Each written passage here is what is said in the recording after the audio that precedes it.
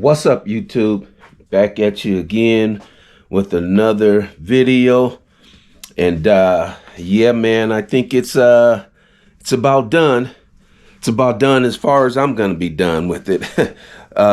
Yeah, I'm still finishing up on the door locks, the remote start on the 71 Chevelle build, as well as I've been working on multiple things. Let's put it like that. I've been working on multiple things. Been working on the power door locks, remote start, center console, trying to get that finished, trying to get the power door locks wired in with the push button door locks that I put in here. And it's been a challenge. It's been a challenge, but I think I got her dialed in. I think I got her dialed in as best as I could. But it's not 100% perfect, but I got it to where I can at least get it running, or I can at least operate the power door locks and all the buttons and all that stuff work. So I'll fine tune it later when I can pull it out of the garage, because once in a while I start this thing up, open the garage door, and turn this big fan on, but it still kind of gets the fumes in here. As a matter of fact, I'm gonna open this door just because I'm starting to feel just a slight little sore throat here. But so yeah, man, I've been doing quite a bit. I wrapped up the last little part of the center console and the alarm system. I wanted to say something about the alarm system. The alarm system that I bought is the same one that I put on my 67 convertible, and it's flawless, man. It works really good. It has a lot of functions. It one of the things that I definitely like about it is it has this screen right there. It has this right here, so you can, I don't know if you can see that clearly, but it has the date on there. It has the glass breaking, has the motion sensor, so you could read all the activities that are taking place with your car. And of course, it's got the remote start. And this wasn't no expensive alarm system, man. This was relatively cheap. It was I don't know, I think I paid maybe a little over $100 or something like that for it. But pretty much simple to install. Again, it works flawless. I haven't had any issues with it on my my 67. The only thing that you got to kind of figure out is, some of the wiring is a little bit, there's not a lot of instructions, but for the most part, once you get it dialed in, you can change some of the, like, I don't like the lights flashing. I don't mind a chirp here and there, but don't really care too much for the lights flashing. But let me show you real quick. This is what I got right here. This is the one here that I purchased right here. And you can kind of see, I don't know if you can see see that there, but it's simply the Easy Guard two-way car alarm system. Yeah, and that's pretty much it, man. And this thing, again, like I said, I haven't had any issues with it. It's worked really good. But let me show you my center console here. There's the final of the center console right there. You can see I got open this door here. Let me get some light.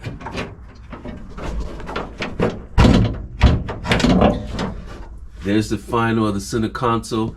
You see I got the little tweeter right there, the little 6-inch mid speaker there, and I had to put that little pod back there, that little vent right there, because my heater's right up on it. Anybody knows Chevelle's, the heaters are right there in the middle. So I had to get a Y pipe and some 2-inch tubing, and I bought those little things there, and I put the holes in there, screw those in. They're pretty, and I got the 2-inch tubing inside of there is just snug on there. So if I need to, like I said, all of this right here around the system, the deck, and my 3.5-inch Terminator X screen, my center console section right there, the buttons for my power windows once I get those installed. The back side, if you can kind of see, I don't know, it might be too dark to see the back side. Yeah, it's kind of dark now. But anyway, the back side, all of those come off. They're just all connected on by magnets. So if I need to take those off, all I do is just pull them off, and it comes right on off, and I can just clip them back on. So I got access to all my wires inside of there. I got access to if I want, and the really good thing is that whole center console there. Once I take that top section off and I put the shifter all the way in first gear, I can just take that whole center console out one piece and just kind of rock it up and then rock it back and take it right out all together. And all inside of there, I got plugs connected to there. But yeah, matter of fact, let me see if I can, let me take you around this side here. Ooh, man, it's getting cold now. Now I feel like I gotta close the garage door. But you can see everything comes. Well, here we go. Let's see. Let's turn around. Ooh, I like that. Yeah, man. That Dakota Digital ain't no joke. But yeah, so you can see here, I got my cup holder lit up. And still haven't put the lights in here yet. Haven't put the lights.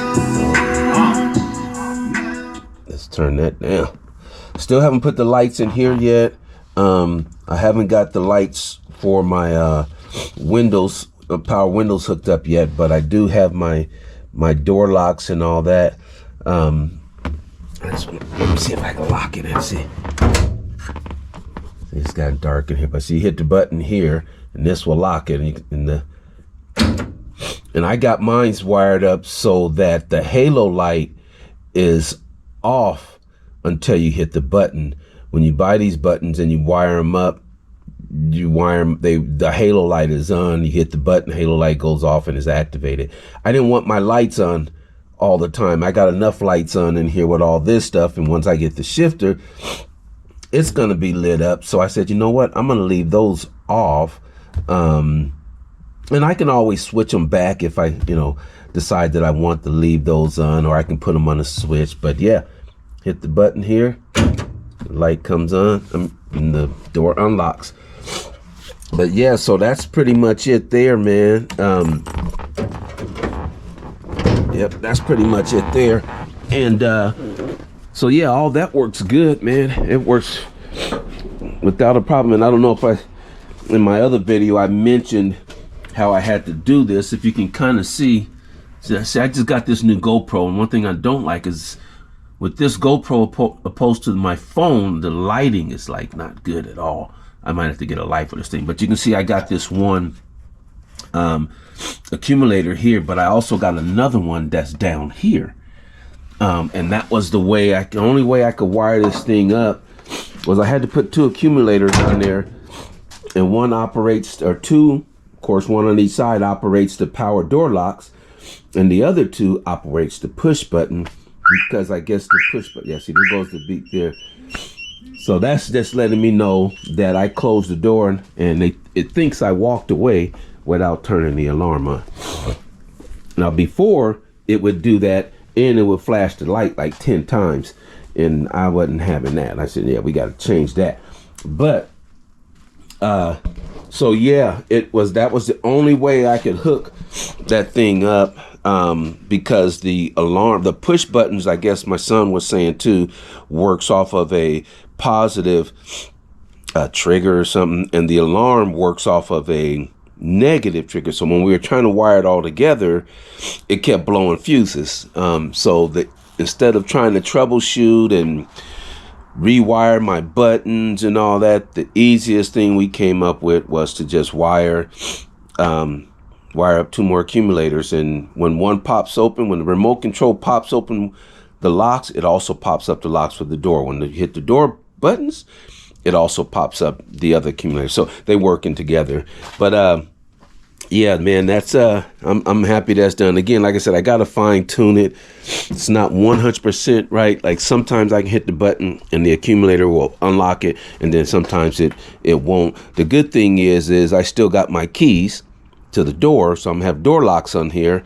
I still got my key, and I can put my key in and I can unlock it, that way as well. I can hit the unlock button, and whether it unlocks or not, I can still put my key in and just unlock it. But yeah, this is what I wanted to just got another little surprise here. Just got this here. I'm sure some of you may know about this right here. Used these guys a few times on a few things, but got a little something else for the build here. It just came today, and man, it was. I'm not even gonna go into how long it took for this thing to be delivered from FedEx. If anybody knows how FedEx operates, yeah, I just found out. But yeah, man, these are gonna come in. These are gonna look nice. I've never used them before, but it's always the first time. Oh yeah, this is the first time these things have been opened. I'm not even gonna put them on right now, but yeah, let me flip this thing over here so I can just set it right on top.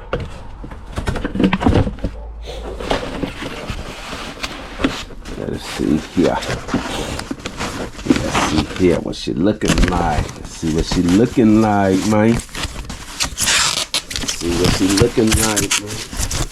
Kind of tough again, trying to do this with one hand. Maybe I'll do this like this here. Oh yeah, there she comes. There it comes. It's coming out of the package. Fresh out of the package. Ooh yeah, look at that bad baby. Oh yeah. Yes sir, billet aluminum. Hood hinges. Oh yeah, man, this is nice too. Ooh boy. Ooh boy. Yeah, these are nice, man. These are nice. Look like they have 2 adjustment areas for those, for your bolts. That's pretty cool. So you can, looks like you can shift it back in different spots. Man, this thing is really nice. This looks really nice. But yeah, man, this is it right here. This is it. I'm probably going to maybe mess with trying to get these things installed this weekend, depending on how busy my work schedule is. But yeah, so these are the, like I showed, these are the CVF aluminum hood hinges. They actually use a different, they don't use just the bolt here and the bolt there, but they actually use a, I forget what they call it. It's kind of like a pivoting kind of dial, like where you turn it and you can shift the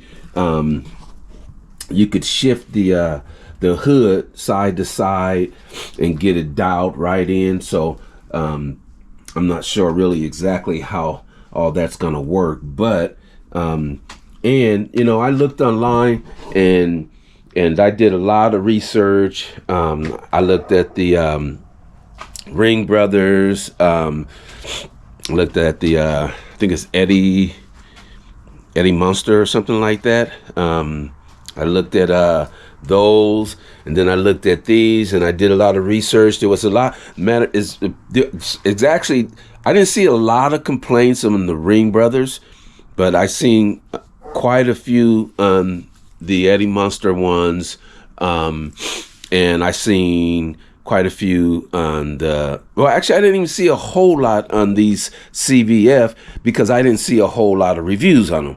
The only reviews I really saw were reviews that they were doing themselves, and there were a couple. There was a guy that put them on a Chevelle, and then there was a couple other videos of them being placed on, but I didn't get any real bad reviews on them. But for the price of these compared to the price of, say, like the Ring Brothers, I mean, I'm saving like almost $300, man. So I figured, you know, A hood hinge should be just a hood hinge. I put them on, get them bolted in. You know, I'm not opening and closing my hood all the time. So they should work out pretty darn good. The other thing that I did like about these that I didn't care too much for the other ones was, I guess, the Ring Brothers and the Eddie Munster, those. And there's another company that makes another set of these that I can't remember the name of it. But with theirs, the hood doesn't open as wide as it would with factory ones or with these CVF right here. The hood doesn't open as wide. So and when I saw how high it opened, it was like, to me, it wasn't open as high as it looked like you could barely see up under there. But with these, the CVCs, they actually open up a whole lot more. So they designed theirs to open up a lot more than even the factory. So that I was like, oh, okay, well, I like that there. So I got those there. And then, of course, I got my my hood. I just put it in the back there, but I got my hood back there. So I'm going to mess around with putting that on probably, like I said, this weekend sometime. But yeah, man, that's where I'm at now. It's been a few days trying to get all this stuff dialed in. My garage was just full of stuff. You can see I got material still here from cutting and wrapping this darn dash here, or the center console here. Yeah, man, I've just been trying to get as little bit, whatever I can get done, I've been trying to get done. A little bit here, a little bit there. Oh, and then I just recently bought this guy right here. Just threw him in there. Man, I'm one of those guys where I be all over the place. I ain't gonna lie. I be all over the place. I'll mess around with this for a minute, then I'll mess around with that, you know. But then once I get dialed in, then I'll hone in and complete, you know, whatever project that I want to complete and move on to the next one. But yeah, she's all sounding good. Getting real close to getting ready to take her to the shop and get her painted. Once she gets painted, then yeah, I can't sit in this garage and do this stuff after that. She's gonna have to be worked on outside. But yeah, it's all good. All right, YouTube, I'm gonna catch you on the next one. Peace out.